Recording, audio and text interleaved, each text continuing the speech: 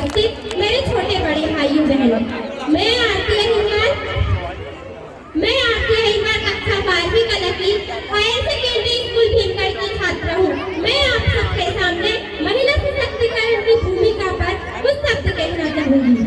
सर्वप्रथम आप सब यही सोच रहे होंगे कि महिला सशक्तिकरण का अर्थ क्या होता है, तो मैं आपको बताती हूँ। महिला सशक्तिकरण का अर्थ है महिलाओं को बिना किसी भेदभाव के जीवन जीने का अधिकार ही महिला सशक्तिकरण कहलाता है।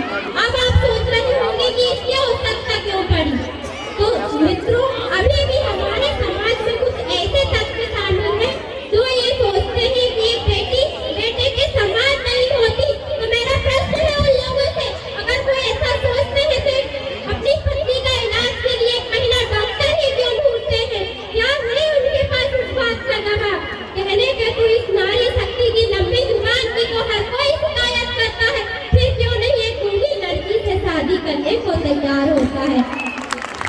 फेसबुक के बारे में तो आप सभी जानते होंगे।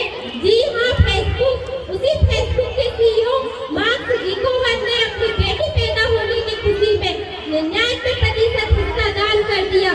जी हाँ, 99% दान कर दिया। और दूसरी तरफ हमारे देश में एक पिता अपनी बेटी का दहेज इकट्ठा करने की चिंता में घड़ी तक पहनना छोड़ देता है और हम कहते हैं हमारा देश बहुत तरक्की कर रहा है।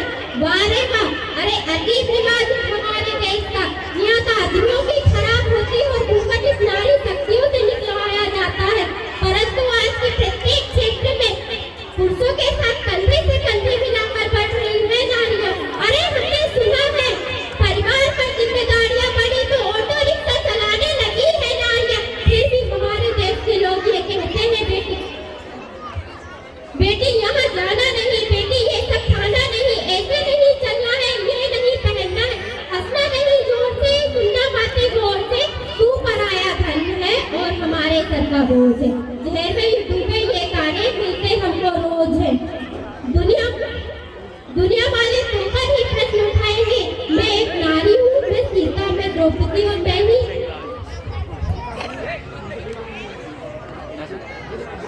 मैं सीता हूँ, मैं द्रौपदी हूँ। हर पुरुषों की इस दुनिया ने मुझे कैसी रीति दिखलाई, यानी कभी हार गए जुए में तो कभी अग्नि परीक्षा दिलवाई। कलयुग हो या सतयुग हो, इंजाम मुझी पर आता है। फिर न जाने क्यों काली अंधेरी सड़कों पे जाने से मन घबराता है। मैं डरती हूँ, मैं मरती हूँ, अरे न जाने ये कौन सा साया है, न जाने ये कौन सी आहट है। फिर उन्हीं तो अंधेरी रातों ने दो बाहों ने मुझे खींच लिया, एक ने मुझ पे हाथ रखा तो दूसरे ने आंचल खींच लिया। फिर मर्यादा की सारी सीमाओं को तार तार कर डाला, उन अंधेरी सड़कों पे सिर्फ मुझे तड़पता छोड़ दिया।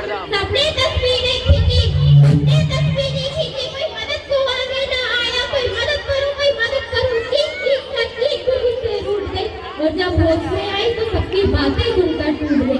परिवार की बदनामी होगी, सबने मुझे यही समझाया, ये नई उम्र के लड़के हैं, थोड़ा बहक जाते हैं, ये नई उम्र के लड़के हैं, थोड़ा बहक जाते हैं।